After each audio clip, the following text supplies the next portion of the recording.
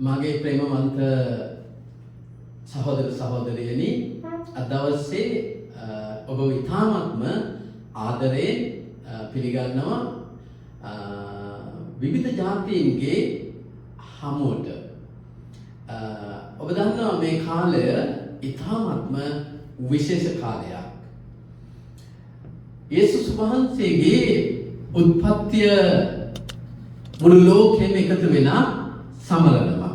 ඒ අතරට ඔබ දන්නවා ඒ සම්බන්ධව විවිධ මත තිබෙනවා.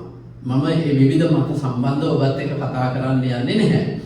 නමුත් ඔබ අද දවසේ යේසුස් වහන්සේගේ උත්පත්තිය සිහිපත් කරන්න සූදානම් වෙන කෙනෙක් නම් අද දවසේ ඔබ මේ යේසුස් වහන්සේගේ උත්පත්තිය සිහිපත් කිරීම පිළිබඳව කිසිවක්ම දන්නේ නැති කෙනෙක් නම් ඒ ගැටලුවක් නැහැ.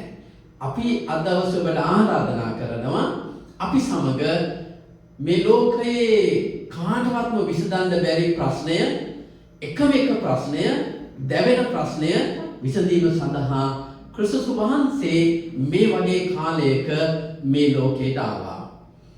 ඒ පිළිබඳව බයිබලයේ කතා කරන ප්‍රධානම වචනයක් තමයි යොහන් 3:16.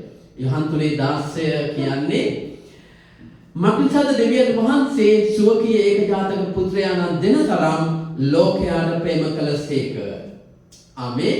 ඔබ හොඳට කල්පනා කරලා බලන්න. දෙවියන් වහන්සේ සුවකීය ඒකජාතක පුත්‍රයාණන් දෙන තරම් ලෝකයාට ප්‍රේම කළසේක. ආමේන්. ඔබ හොඳට හිතලා බලන්න මේ ලෝකයේ වැව්ව දෙවියන් වහන්සේ උන්වහන්සේගේ ඒ මූලික අරමුණ වෙනස් වෙන හැම වෙලාවකම උන්වහන්සේට සම්පූර්ණ බලය තිබුණා මේ හැම දෙයක්ම නැවත නැවත වෙනස් කිරීමට. අපි උත්පත්ති පොත දිහා බැලුවොත් මුළු පුරාණ ගිවිසුම දිහා බැලුවොත් අලුත් ගිවිසුම සම්බන්ධව උන්වහන්සේට ක්‍රිස්තුස් වහන්සේගේ පැමිණීම සම්බන්ධව ඔබ දකිවි උත්පත්ති පොතේ ඒ ආරම්භයේම උන්වහන්සේ ඒක ප්‍රකාශ වෙන්න සලස්වනවා. උන්වහන්සේගේ හදවත ඇතුළාන්තයේ තිබුණු ඒ පුදුමාකාර අපට තේරුම් ගන්න බැරි ඒ විශේෂ උන්වහන්සේගේ සැලසුම ඔබයි මමයි අද වගේ දවසකවත් තවත් ටිකක් හොඳට තේරුම් ගන්න ඔබයි මමයි උත්සාහ කරනවා නම් දෙවියන් වහන්සේ ඒ උත්සාහයට ආශිර්වාද කරන්න බලාගෙන ඉන්නවා. ආමේන්. ඒ සමමිතාමත්ම ඕනෑකමින් සහ ආදරයෙන් ඔබට ආරාධනා කරනවා අපිත් සමග මේ දවසේ අපි දන්නවා 25 තමයි අපි උන්වහන්සේගේ උත්පත්තිය සමරන්නේ. අද අපි 24 වෙනිදා අපි සබත් දවස උන්වහන්සේ අපට දීලා තියෙන විවේක දවස. නමුත් ඔබයි මමයි හොඳට හිතන්නට අවශ්‍යයි දෙවියන් වහන්සේගේ ඒ පුදුමාකාර අපේ මනසට තේරුම් ගන්න බැරි ඒ දෙවියන් වහන්සේගේ ආදරය උන්වහන්සේ ප්‍රකාශ කරන පිණිස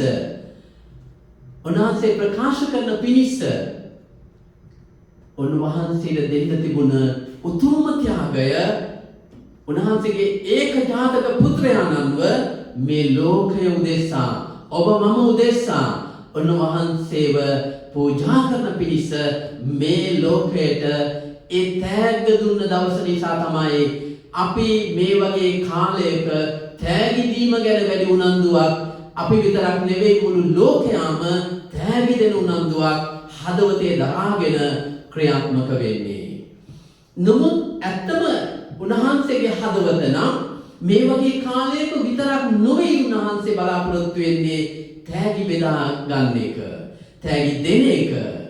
ඕනාම මේ යේසුස් ක්‍රිස්තුස් වහන්සේගේ පැමිණීම වටහාගත්ත උන්වහන්සේ පැමිණ පූජා වෙලා උන්වහන්සේගේ පූජා වීමෙන් පසුව උන්වහන්සේ බලාපොරොත්තු වුණ දේ තේරුම් ගත්ත අය අපි දන්නවා උන්වහන්සේ කළ දේම අනිවාර්යයෙන්ම කරන්නට යනවා. ආමේන්. ඒ පිළිබඳව දේව වචනයෙන් කියනවා මගේ ප්‍රේමවන්ත සහෝදර සහෝදරියනි යොහන් 14:12 කියනවා සැබවක් නුඹලාට කියමි මා කෙරෙහි අදහන්නා මා කරන ක්‍රියා කරන්නේය. මා පියාණන් වහන්සේ ළඟට යන නිසා මීට වඩා මහත් ක්‍රියා ඔහු කරන්නේය. මම පළමු බයිබල් පදයේ දෙවෙනි කොටසට ගියේ නැහැ. නමුත් ඔබ හොඳට මතක තියාගන්න. පළවෙනි බයිබල් කොටසට ගියා. උන්වහන්සේට තිබෙන්නේ ඒක ආරමුණයි. මේ ලෝකයේ ආරම්භයේ සැලසුම් කළ දේ වෙතට නැවත ඔබවයි මාවයි ගෙන යන එක. දෙවෙනි බයිබල් පදයට අපි ගියා. ඔබයි මමයි දකින්නට ඕන දේව වචනේ යේසුස් වහන්සේ කියනවා සැබවක් මම නුඹලාට කියමි මා කෙරේ අදහන කෙනා මා කරන ක්‍රියාවන් කරනවා. ආමේන්. එනිසා මම ඊටාත්ම ඕනෑකමින් සහ ආදරයෙන් බොහොම යටහත්ව ගෞරවයෙන් මේ පණිවිඩය අසන ඔබගෙන් ඉල්ලා සිටිනවා. යේසුස් ක්‍රිස්තුස් වහන්සේ ආවේ ඔබයි මමයි වෙනුවෙන් පූජා වෙන්න විතරක්ම නොවේ. උන්වහන්සේ මේ පොළවේ ජීවත් වෙන වෙලාවේදී උන්වහන්සේ මේ පොළවේ ජීවත් වෙන වෙලාවේදී උන්වහන්සේ කළ දේම ඔබයි මමයි කරනවා දකින්න පිණිස. ඒක ස්වර්ගීන අපගේ ස්වර්ගීක පියා බලාගෙන සිටිනවා. ඒ දකින්න පිණිස බලාගෙන සිටිනවා. ඒ දකින්නට සලස්වන මිනිසයා ආශිර්වාද ලද්දේ. ආමේන්. ඒ නිසා මම ඔබට දවසේ ඊට ඕනෑකමින් ආරාධනා කරනවා. දේව වචනේ පැහැදිලිව කියනවා මා කෙරේ අදහන්නා මම කරන ක්‍රියාවන් කරන්නේය. යේසුස් වහන්සේ මේ පොළොවේදී කරන ලද හැම ක්‍රියාවක්ම ඔබේ මගේ වගකීමක් බව මම අද දවසේ ඊටමත් ඕනෑකමින් ඊටමත් ප්‍රබෝධයෙන් මම ඔබ ඉදිරියේ මතක් කරනවා. මම ජීවත් වෙන්නේ මෙන්න මේ වෙනුවෙන් කියලායි මම දන්නේ. යේසුස් වහන්සේ කළ දේම ඔබයි මමයි කරනවා නම් අපට අවුරුදු ගණන් යන්නේ නැහැ මේ ලෝකය වෙනස් කරන්න. ඉතින් මම ඕනෑකමින් ඔබට ආරාධනා කරනවා. මම තාමත්ම ප්‍රබෝධයෙන් ඔබට ආරාධනා කරනවා මගේ ප්‍රේමවන්ත සහෝදර සහෝදරියනි මේ ගමනට මේ ආරමුණට මේ දෙවියන් වහන්සේගේ හදවතේ තිබෙන ඒ මහා ඉලක්කයට ඔබයි මමයි එකතු වෙමු. අවසාන වශයෙන් මම ඔබ ඉදිරියේ තියන්න කැමතියි තවත් එක බයිබල් පදයක්. යේසුස් ක්‍රිස්තුස් වහන්සේ මේ පොළවේ සිටින වෙලාවේදී යොහන් 20:21 කිව්වා ඒ වචනේ කියනවා යේසුස් වහන්සේ නුඹලාට සමාදානය වේවායි නැවතත් ඔවුන්ට කියා. පියාණන් වහන්සේ මා එව්වක් මෙන්ම මමත් නුඹලා යවමි කීසේක.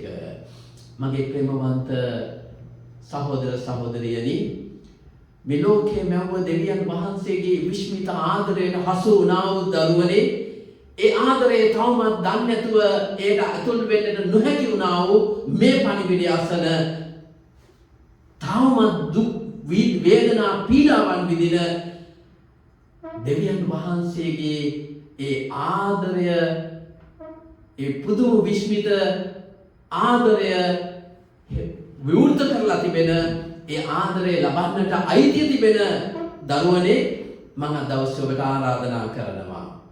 මෙන්න මේ විශ්මිත ආදරය අද දවසේ ඔබත් අත්දකින්න. උන්වහන්සේ මේ වගේ කාලයක උන්වහන්සේගේ එකම පුත්‍රයාණන් මේ ලෝකයට එවනු ලැබුවා. ඒකයි ඒ තෑග්ගේ තියෙන වටිනාකම. හැබැයි එයා මේ ලෝකයට ඇවිල්ලා කවුරුවත් කරන්නේ නැති දේවල් කරනු ලැබුවා. කවුරුවත් කරන්නේ නැති දේවල් කරනු ලැබුවා. කාටවත්ම කරන්න බැරි එකම දේ කරලා නිම කරනු ලැබුවා. ඒ දේ කාටවත් නැවත කරන්නත් බෑ. ඒක එක වතාවයි. ඒ සමම ඔබට ඉතාමත්ම ඕනෑකමින් ආරාධනා කරනවා.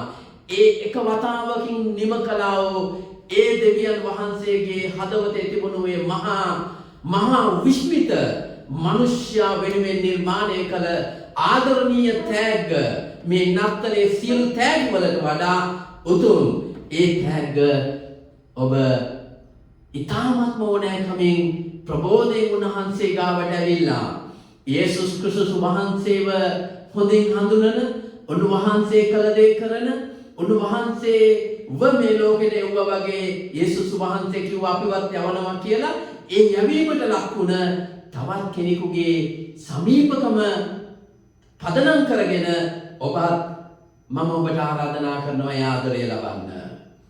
ඔබ ලබපු අය නම් ඒ ආදරය දෙන්න. ඔබ ලබපු නැති කෙනෙක් නම් ඒ ලබාගත් අයගෙන් උපකාරය ලබා ගන්නමින් ඒ ආදරය ඔබත් ලබා ගන්න. මේක තමයි මේ නත්තල කියන එකේ ඉතාමත්ම වැදගත්ම වටිනාම තෑග්ග. ඉතින් මම ආරාධනා කරනවා අපි 2023 වර්ෂයේ අවසානයේ ඉන්නේ. 2024 අපි ඉතාමත්ම අලංකාර වර්ෂයක්, බලවත් වර්ෂයක්. කවදාවත්ම අපි අත් නොදැක්ක, අපි කවදාවත්ම තේරුම් නොගත්ත දේවල් තේරුම් ගන්නත්, අත් නොදැක්ක දේවල් අත් දකින්නත් පුළුවන් ඉතා බලවත් වූ වර්ෂයකට අපි ඇතුල් වෙමු. මේ 2023 මේ ලෝකයට, අපේ ජීවිතයට ඉතා බලවත් වූ බලපෑමක් සහ ආලෝකයක් දෙන්න පැමිණි ඒ ක්‍රිස්තුස් වහන්සේව හඳුනාගෙන එයාට අපේ මුළු ජීවිතේ බාර දෙමින් අපේ ජීවිතයට අලුත් ආලෝකයක් ලබා ගමු. අලුත් ආලෝකයක් ලබාගෙන ඒ අලුත් ආලෝකය අපි මේ ලෝකෙටම අපි ඒක ප්‍රදානය කරමු. දෙවියන් වහන්සේගේ ආශිර්වාදය ඔබ සෑම දෙනා සමග වේවා. සියලු දෙනාට ඊ타ත්ම අලංකාර සහ බලවත් වූ කාලයක් බවට මේ කාලයපත් වේවා. ප්‍රබෝධමත් කාලයක් වේවා. සියලු දෙනාට යේසු පිටායි.